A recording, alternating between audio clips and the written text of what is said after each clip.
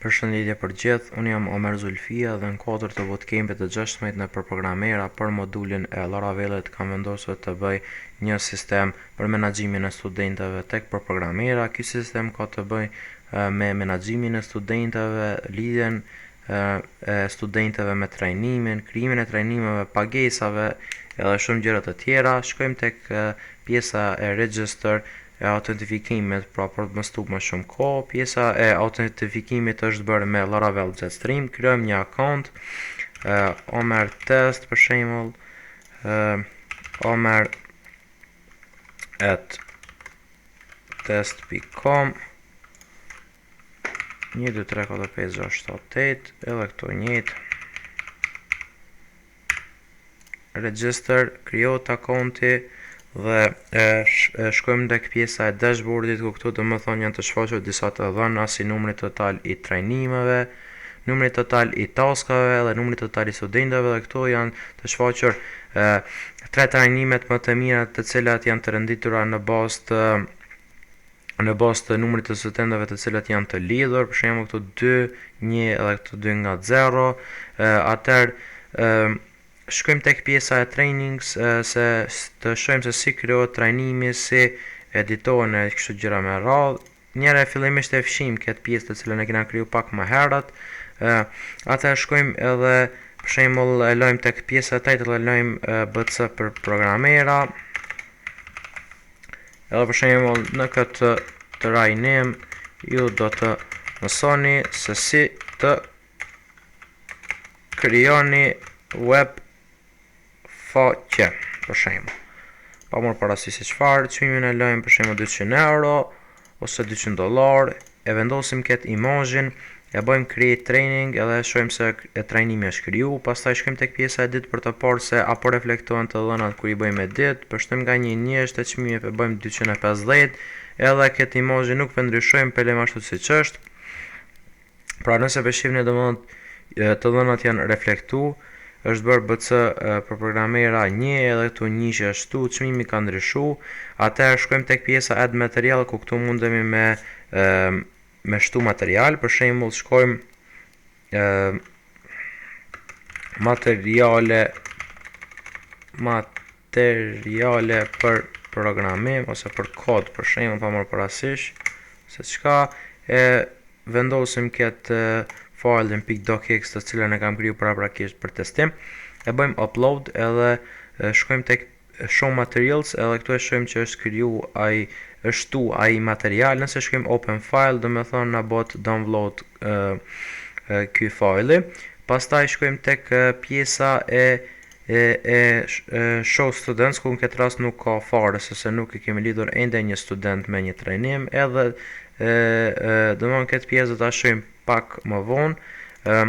Shkojmë tek pjesa e new students ku këtu do me thonë janë të krijuar këtu janë të renditur studentët, të renderuar studentët, ku mundemi mbi to me bë filter, mundemi me bë search, editim, delete edhe krijim. Shkojmë e krijojmë një student, Omer Zulfia për lajmërin edhe me emrin tim. Shkojmë tek email, e vendosim emailin tim, për shkak se këtu na vijnë të dhënat email dhe passwordi. Omer 1 2 3 4, e lidhem me një trajnim, për shembull këtë kodimi për fëmijë, e bëjmë create. Studenti është kriju, nëse shkojmë në inbox, e bëjmë refresh të Gmail, në inbox të Gmailit e shohim këtu se para 0 minutave pra është kriju studenti dhe ka ardhur emaili, edhe këtu domthon ka ardhur emaili dhe passwordi, ku kjo nuk është kjo nuk është mënyra adekuate, sepse nuk është e sigurt fare kjo nëse vën të dhënat në email, por kjo është vetëm për testim. Emailat i kam integruar me Mailgun,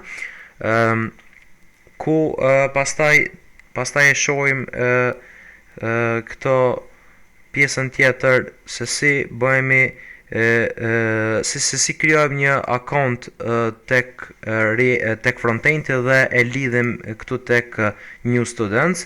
Atëherë për ta krijuar një student nga frontendi shkojmë tek këtu tek React App, Shkojmë tek register edhe krijojmë një student, për shembull Omer frontend kalo front@life.com, s'ka lidhje se çfarë vendosim. Edhe këtu 1, 2, 3, 4, 5, 6, 8.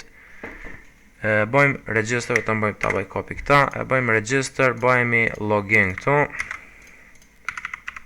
Shënojmë passwordin, login, u bëm login këtu. Nëse shkojmë tek new student, e shohim që atë student të cilën e kemi kriju në frontend, por na shfaqet këtu të cilën ne prej këtu e lidhim me një trajnim, ku në këtë rast për shembull për lidhem me këtë trajnimin të cilën e krijuam na, çka të BC për programera 1, e bëjmë update këtu.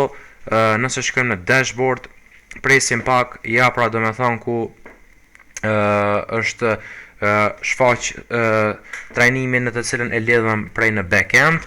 Atëherë këtu shfaqet butoni pay të cilën duhet me pagu këta, do me thonë e kemi integru pjesën e pagesave me PayPal, pra me Sandbox. Kjo është vetëm kjo Sandbox.paypal është vetëm për testime, do me thonë.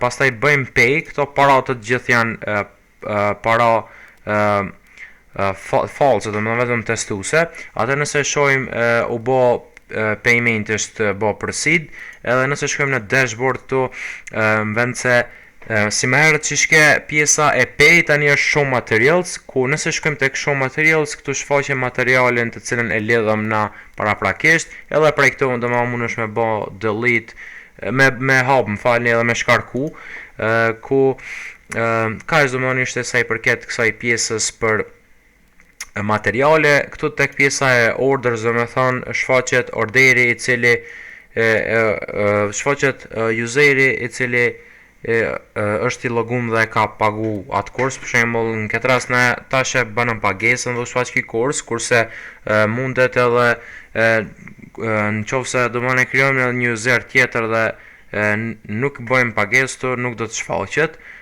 Kjo është sa i përket kësaj pjese, edhe do me thonë butoni logout është për logout. Diçka tjetër që kemi harru është pjesa e to do's këtu në backend, ku këtu do me thonë krijojmë to do's, krijojmë tastat të cilat në të ardhmen kemi me bë. Atë shkojmë edhe krijojmë një to do, duke e shënu title-in, për shembull nesër, ose jo, këtu do të shënojmë për shembull React, për shembull React Native.